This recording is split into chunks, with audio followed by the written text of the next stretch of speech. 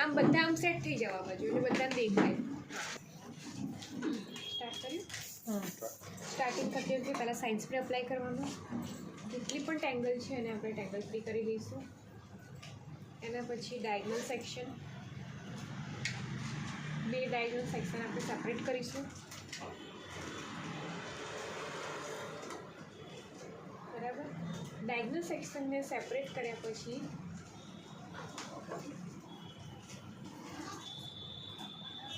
Twist.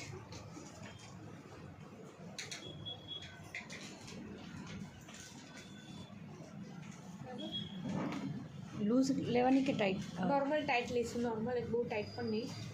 Same twist કરીને ડાયગનલ section લઈને same add કરતા એડ કરી દેવાનું છે.